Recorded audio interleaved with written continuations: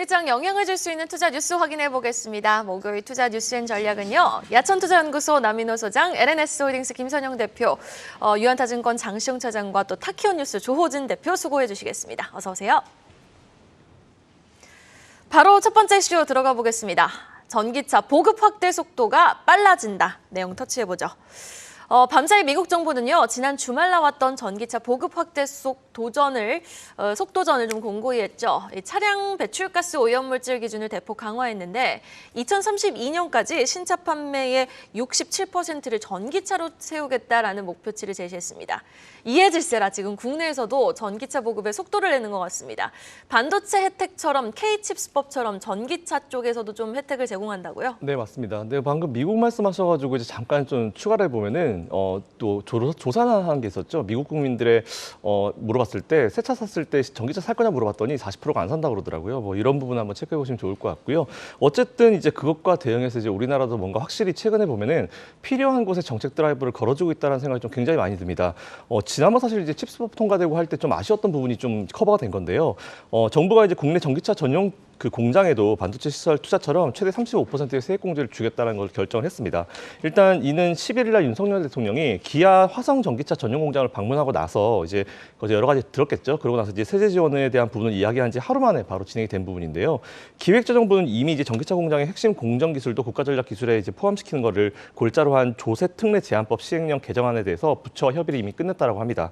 이로써 반도체, 배터리 산업 등 시설 투자에 대해서도 이제 임시 투자 세액 공제를 포함한 35%의 공제를 받을 수 있게 됐고요. 완성차업체도 받을 수 있게 되었고, 어쨌든 이런 게 필요합니다. 지금 잘하는 거는 밀어주는 게 분명히 필요한 액션인데 이런 거 시간 낭비하면 안 되거든요. 다른 국가들 다 하고 있는데 우리나라 안 하고 있으면 당연히 시장 경쟁이 떨어질 수밖에 없기 때문에 필요한 곳은 빨리 정책 드라이브를 걸어줘가지고 빨리빨리 진행시키는 게 중요한 것 같은데, 반도체와 함께 최근에 굉장히 분위기 좋은 우리나라 이제 완성차 시장에도 좀 힘을 불어주는 좋은 이슈가 되지 않을까라고 생각하고 있습니다.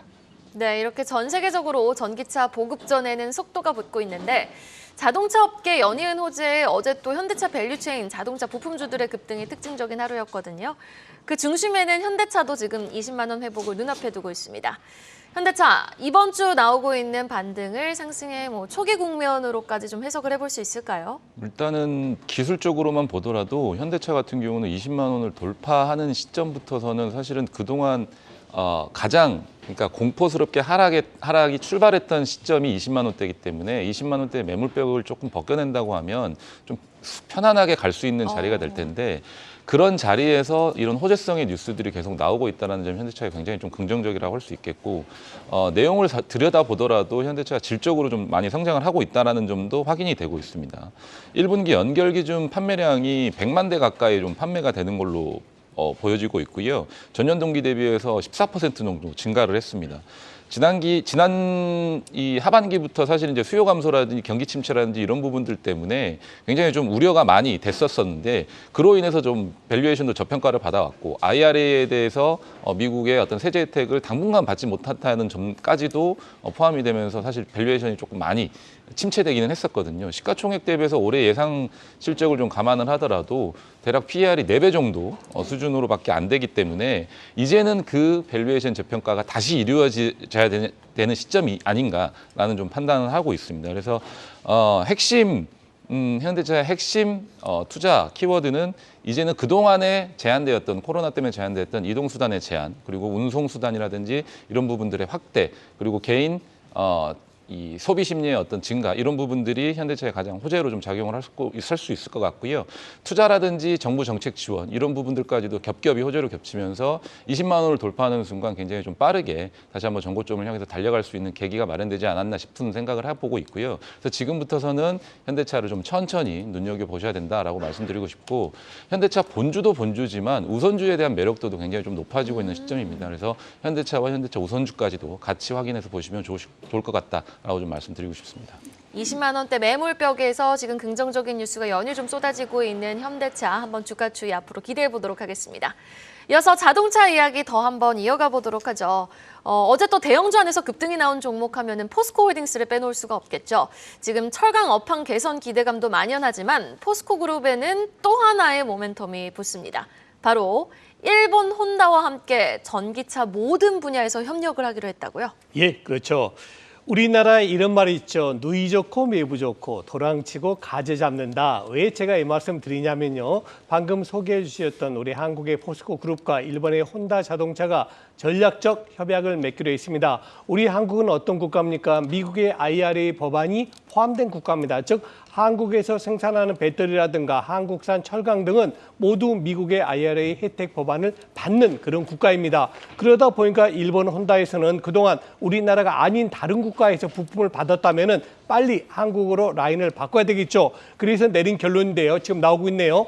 포스코 어떻습니까? 세계에서 가장 좋은 합판을 만드는 그런 강판 만드는 회사 아닙니까? 다음에 포스코 모빌리티 솔루션은 바로 자동차의 구동 모터를 만듭니다. 그리고 구 포스코 케미칼이죠. 지금 이름 바뀌었죠. 포스코 퓨처엠으로 양극재, 음극재 세계 1위 업체입니다. 그러다 보니까 이렇게 포스코 그룹의 그런 전기차 모터, 강판 그리고 또 이제 마지막으로 배터리 소재 등을 안정적으로 받고 싶은 게 일본 혼다의 그 생각이고요. 반대로 포스코에서는 어떻습니까? 이제 우리 더 이상 포스코를 꼭 철 만드는 철강 회사라고만 보지 마세요. 우리도 이제 에너지 쪽으로 많이 진출했고 특히 2차 전지 소재에서는 세계 1위입니다. 이런 자긍심 가지고 있지 않습니까? 그래서 포스코하고 일본 혼다의 이번 전략 협약이 앞으로도 계속 진행되길 바라고요. 한국과 일본의 양국 간의 우호 협력에도 긍정적 영향 줄 것으로 기대를 하겠습니다.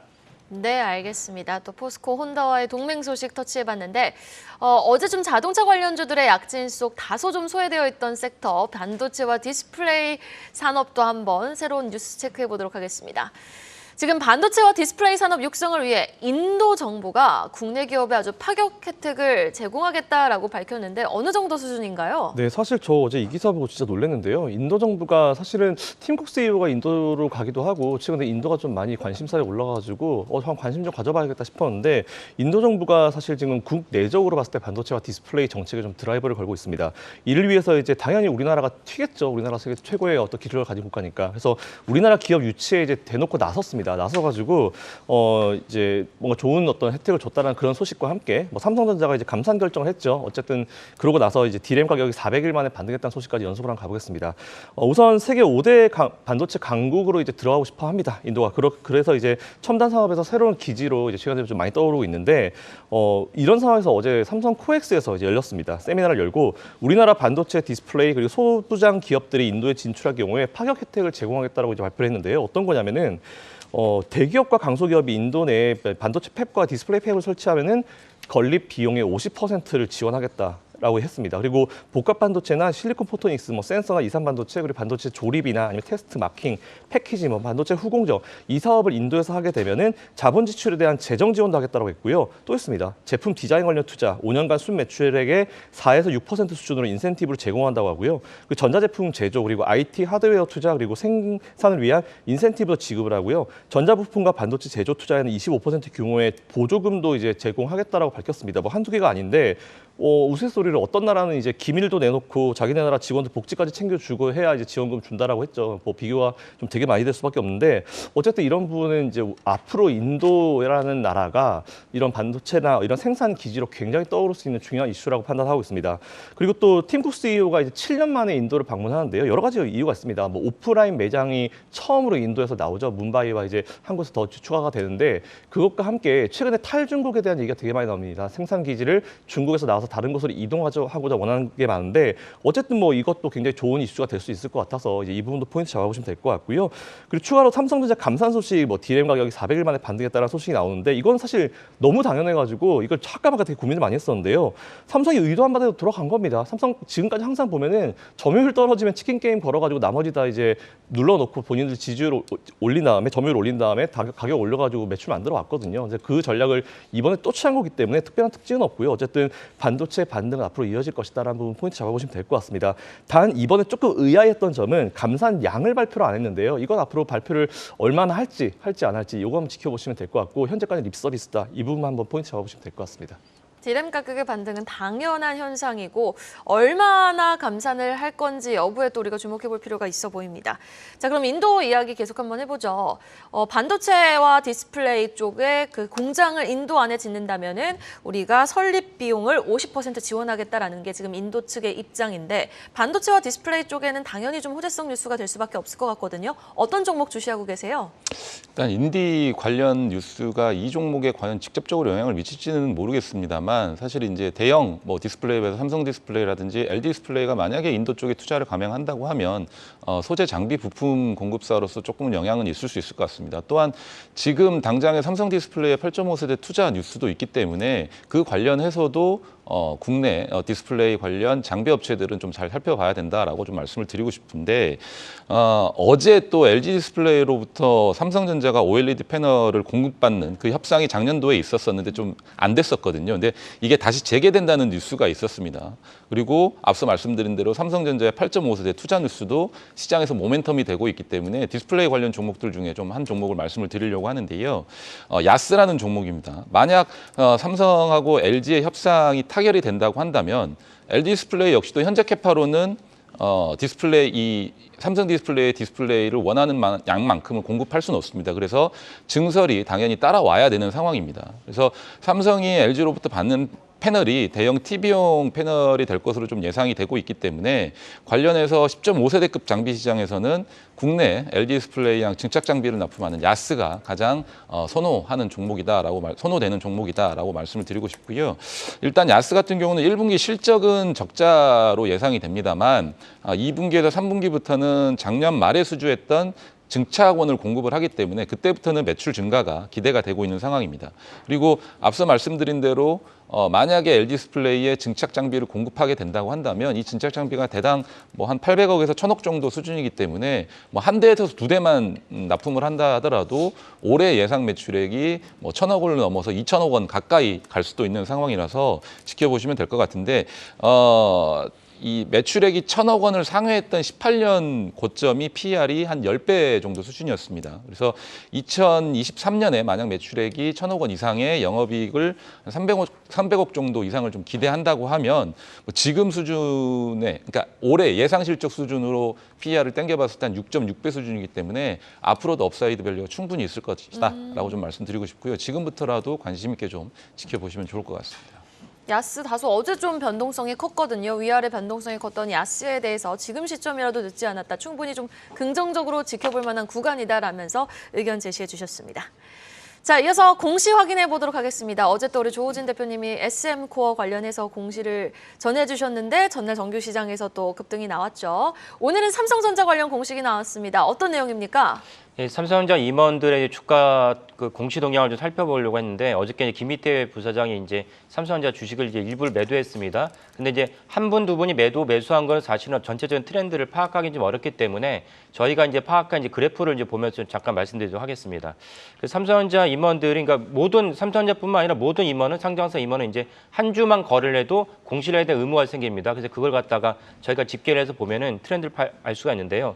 그 1월 달부터 해서 보면은 1월 첫째 주에 이제 이분들 다 임원입니다. 그 부사장 전무급 임원들인데 한 8억 원어치 샀습니다. 그러고 나서 이제 얼마씩 살다가 이번에 또 이제 경계현 대표가 이제 당시에 이제 주식을 매수를 하면서 기사가 됐습니다. 왜냐면 다른 임원들과 다르게 CEO이기 때문에 경계현 대표가 한 2억 정도의 이제 주식을 매수를 했습니다. 그리고 이제 아까 말씀드린 김희태 부사장이 이번에 매도를 했는데 특이한 점이 김희태 부사장이 사실 직전에 동일한 수량을 갖다가 매수를 했습니다. 그러니까 이거는 이분의 철저한 개인적인 그 환경 때문에 매수를 했다가 또 매도를 했다 이렇게 볼 수가 있습니다. 그래서 이분을 제외한다면은 그 1월 이후로 올해 들어서 삼성전자 임원들 한 10억 원어치의 주식을 매수를 했습니다. 그러니까 이거는 감산과 무관하게 삼성전자 임원들이 이제 매수를 했다고 여겨져야 되겠죠. 왜냐하면 감산을 약간 좀 급박하게 결정했다 보는데 이 감산에 대해서 좀 더 추가로 말씀드릴 부분은 무엇이냐면 감산을 하기 직전에 세계 3강의 디램 구도를 보면은 삼성전자 1위고 2위가 이제 하이닉스고 3위가 이제 미국의 마이크론입니다.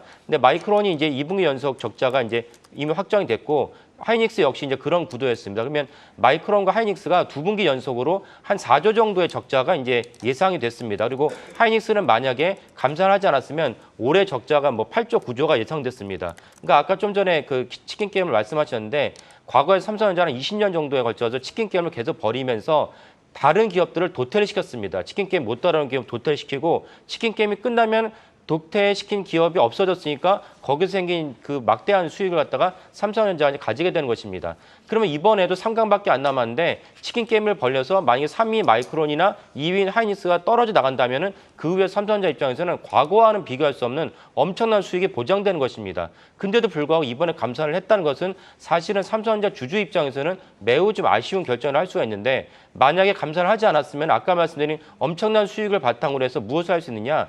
대만의 TSMC와 파운드리 사업에서 또 하나의 진검승부를 할 수 있는 여력이 됩니다. 삼성전자는 이미 100조의 현금을 갖고 있기 때문에 받고 있고 올해 1분기에 잠정 실적에서 이제 적자를 보지 않았습니다. 그 우리가 알다시피 갤럭시 S23이 엄청난 수익을 거뒀기 때문에 거기서 이제 반도체 사업의 적자를 보존을 했습니다. 그러니까 이런 여력이 충분하기 때문에 만약에 감산을 하지 않았으면은 아까 말씀드린 파운드리에서 10나노 이하에서 할 수 있는 기업은 삼성전자와 TSMC밖에 없습니다. 그렇다면 삼성전자 또 다른 이제 엄청난 캐시카우를 창출할 수 있는 기회였는데 그 점이 좀 아쉽다고 이제 말씀을 드릴 수 있겠습니다. 네, 알겠습니다. 일단 삼성전자 오늘 어제 장 마감 이후 나왔던 공시는 그 김희태 부사장이 매수했던 부분을 다시 매도했던 거고 전반적으로 임원들은 주식을 사고 있는 추세다라는 부분까지 좀 짚어봤습니다. 삼성전자 주가 추이 오늘 또 한번 지켜보도록 하고요. 자, 이어서 다음 섹터는 철강 관련 뉴스 한번 챙겨보도록 하겠습니다. 지금 철강 업계가 다시 활기를 띠면서 관련주들이 연일 좀 강세를 이어가고 있죠. 중국 경기 회복 기대감이 호재로 작용한 건데 이 상승 추세 계속 기대해봐도 좋을까요? 네, 계속 기대하면 좋겠습니다.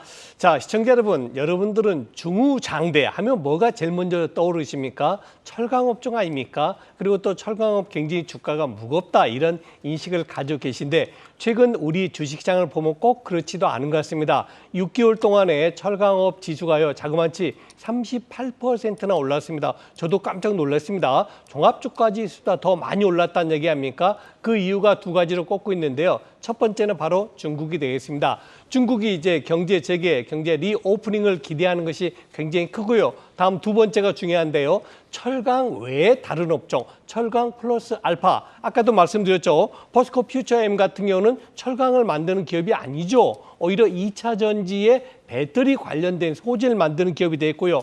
풍산 어떻습니까? 철강도 물론 비금속도 있습니다만 풍산의 가장 주력은 포탄 관련이 더 많습니다. 이런 부분 철강 플러스 알파가 굉장히 긍정적 영향을 주고 있습니다. 자, 한번 얼마나 올랐는가 보시죠. 포스코 홀딩스 정말 놀랍죠? 71%입니다. 종합주까지 해서 15%보다 자그마치 4배 이상 급등을 했고요. 풍산이라든가 세아베스텔지주, 한국철강, 심지어는 현대제철, 자동차가 그만큼 강판이 많이 판매가 됐다고 볼 수 있겠죠. 그렇게 많이 올랐습니다. 즉 종합주가지수보다도 월등히 앞선 철강업종, 다소 늦은 감은 있습니다만 일단 관심주로 철강업종도 꼭 넣으셔야 되겠습니다.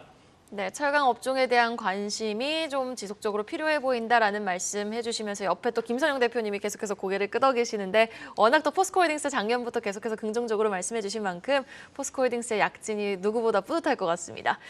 자, 그럼 장시용 사장님께 질문을 던져볼게요. 철강 금속주 가운데서도 좀 유독 시선을 끄는 관심 가는 종목 있으십니까? 일단 풍산을 계속 눈여겨보고 있는 상황이고요. 풍산 같은 경우는 뭐 올해 1분기 실적이 대략 한 600억 정도 영업이익을 예상을 하고 있는데 구리 가격 반등과 더불어서 방산 쪽에서 안정적인 실적이 또 방산 쪽에서 꾸준한 실적 외에도 뭐 추가적인 어떤 수주라든지 해외 수주라든지 국내 수주라든지 이런 부분들이 지속적으로 좀 늘어나면서 서프라이즈가 좀 나고 있는 상황인 것 같습니다. 그래서 OPM 자체도 한 6%를 넘어갈 것으로 좀 예상이 되는데 뭐 계절적 비수기로 인해서 뭐 절대적인 어떤 매출액은 크진 않습니다만 전년 동기 대비해서 수익성 개선이 이익 증가로 좀 이어질 전망으로 좀 확인이 되고 있습니다. 그리고 2020년 말과 2023년 그러니까 올해 초에 걸쳐서 수주한 국내 고객 사양 장기 공급 계약까지도 만약에 진행이 된다고 한다면 방산 매출 쪽에서는 하반기로 갈수록 이런 부분들이 좀 크게 증가할 전망이기 때문에 풍산 같은 경우는 좀 지금부터서라도 잘 지켜보시면 좋을 것 같고요. 방산 쪽과 더불어서 앞서 말씀드린 구리 쪽 그리고 뭐 메탈 관련된 부분들 이런 부분들이 원자재 가격과 환율 영향 이런 부분들까지 겹치게 된다면 뭐 서프라이즈가 날 가능성도 있기 때문에 1분기 실적 이후에 2분기 실적이 나온 시점까지도 계속해서 좀 지켜보시면 좋을 것 같다라고 말씀드리고 싶습니다. 네, 알겠습니다. 또 방산으로도 못 낄 수 있지만 철강으로도 못 낄 수 있는 풍산 한번 주목해 보도록 하고요.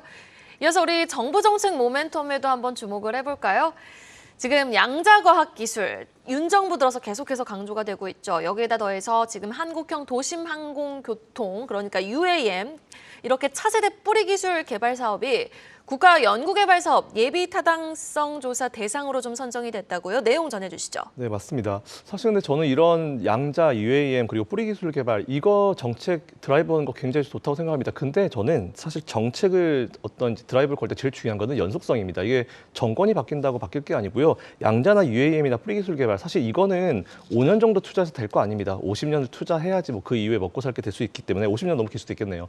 어쨌든 그렇게 정책의 연속성이 되게 중요한데 중요한 정책을 밀어붙이면은 정권이 바뀌었다 하더라도 이제 그걸 밀어붙이는 그 이제 투자를 이어갔었으면 좋겠다는 그런 좀 개인적인 바람을 항상 가지고 있습니다. 내용 살펴드리면요. 과기부는 이제 제1차 국가 연구개발 사업 타당성 조사에 양자와 UAM 그리고 이제 뿌리 기술 개발 사업을 선정을 했습니다. 그래서 각각 금액을 따져보니까 양자 쪽에는 9,960억 그리고 UAM은 2,997억 그리고 뿌리 기술 개발에는 4,051억의 자금을 투입하는 방안으로 기획을 했는데요. 일단 금액을 보시면은 사실 이게 이제 장기로 갔을 때는 총 사업비가 여기다가 곱하기 10 정도를 해야 됩니다.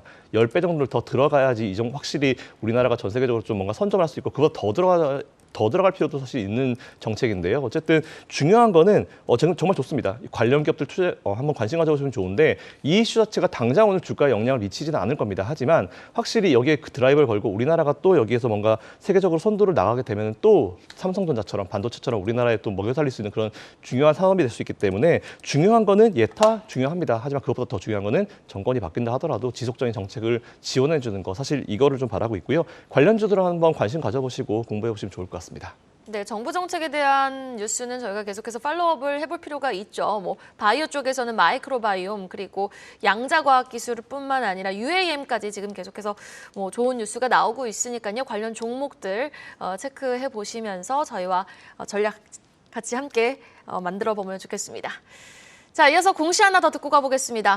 율촌화학의 최대 주주가 율촌화학 주식을 매도했다라는 공시가 나왔는데요. 어떻게 해석해야 되는 건지 자세한 배경 좀 전해주시죠. 예, 율촌화학에 좀 더 설명을 드리면 율촌화학은 농심의 계열사이고요. 농심에서 우리 신라면이나 뭐 이렇게 그런 라면을 보면 포장지를 갖다가 이제 제조하는 기업입니다. 그에 따라서 안정적으로 수익이 창출되고 그리고 배당 수익도 한동안 매우 높았습니다. 그러니까 일종의 가치주의죠.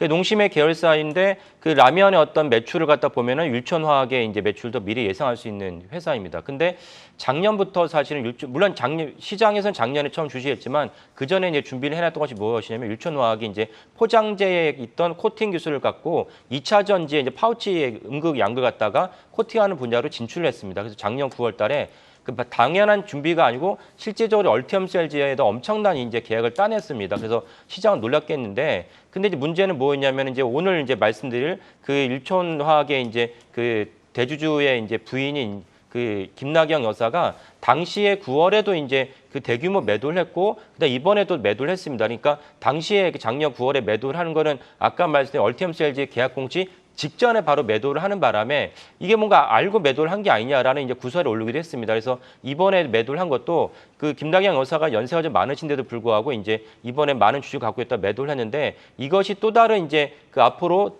조만간 또 그런 중요한 계약을 앞두고 매도하지 않았으면 하는 바람입니다. 그냥 개인적으로 이제 그 자금 사정 때문에 매도를 했어야 되는 거지, 만약에 지난번에도 구설을 했는데 이번에 또 매도를 하자마자 율촌화학에서 그 대규모 계약 공시가 나온다면 이거는 뭐 당국에서 좀 조사를 해야 되지 않을까라는 생각이고요. 그것과 무관하다면 율촌화학은 아까 말씀드린 안정적인 캐시플로우가 있고 두 번째로 2차 전지에 뛰어들었기 때문에 성장 산업으로 변환했다. 이렇게 보시면 좋을 것 같습니다. 네, 또 2차 전지 파우치 분야 사업에도 진출하고 있는 율촌화학 공시를 통해서 주가 추이 계속해서 지켜보시면 좋겠습니다.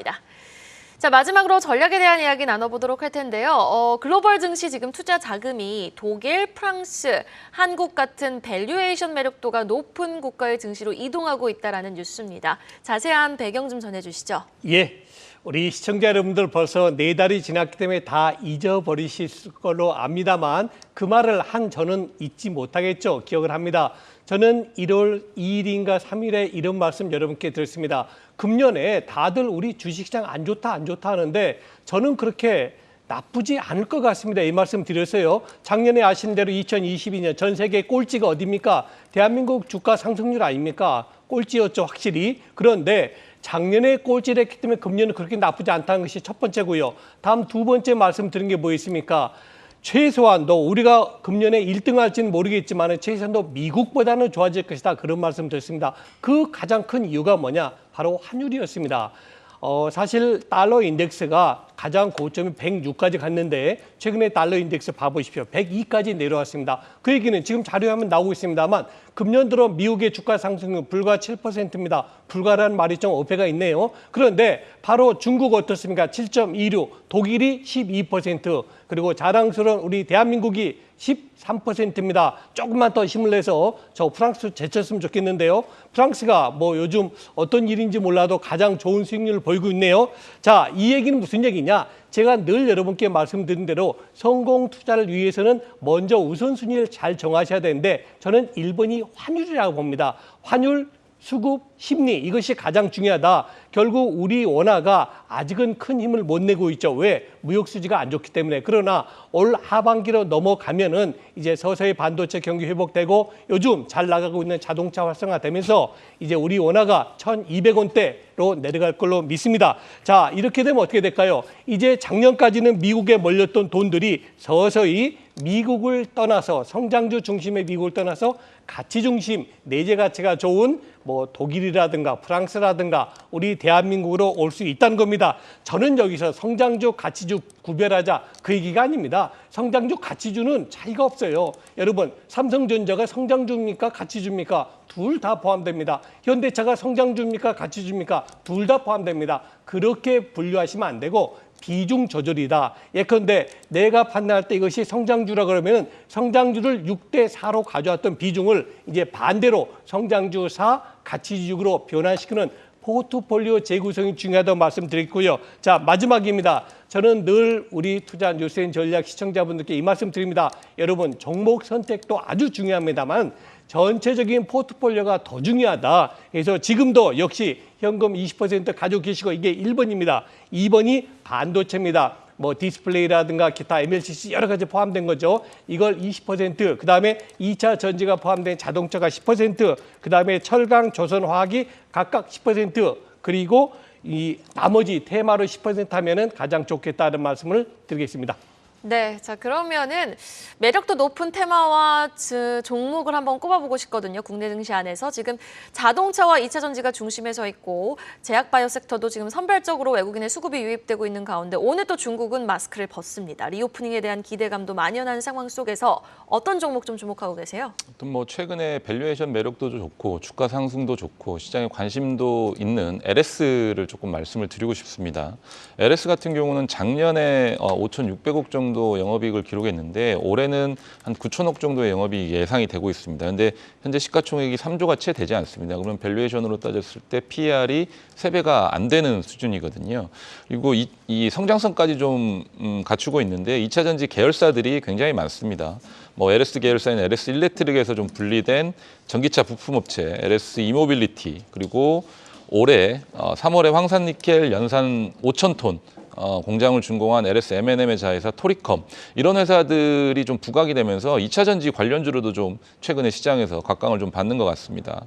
그리고 LS 전선의 2차 전지 소재 자회사인 LS 머티리얼즈도 올해 코스닥 입성을 추진을 하는데 회사 기업 가치가 5천억 정도로 추산이 되고 있습니다. 그리고 LS 머티리얼즈의 100% 자회사 LS 알스코도 투자자들의 좀 관심을 갖고 있는데 2차 전지용 알루미늄을 생산을 하고 있고요. 지난해 같은 경우 1,200억 매출에 한 90억 정도 영업이익을 달성 달성을 한 것으로 좀 보여주고 있습니다. 그래서 LS 같은 경우는 핵심 자회사들이 지속적으로 좀 성장을 하고 있고 그런 자회사들이 2차 전지 관련된 자회사들로 조금 포진이 돼 있으면서 성장성에 대한 어떤 이 모멘텀까지도 좀 살아나고 있는 것 같습니다. 그래서 본업의 어떤 꾸준한 실적 그리고 자회사들의 2차 전지 관련 성장 모멘텀 이런 부분들 그리고 밸류에이션 매력도까지 좀 겸비를 했기 때문에 뭐 최근에 주가가 우상향 중에 있습니다만 그런 부분들을 계속해서 좀 지속적으로 이어갈 것 같다라는 개인적인 좀 생각을 해보고요. 뭐 장중에 뭐 눌림목이라든지 하락이라든지 단기 조정이라든지 이런 부분들이 있었을 때 포트에 좀 꼭 한번 담아가 보실 종목으로 말씀을 드리고 싶습니다.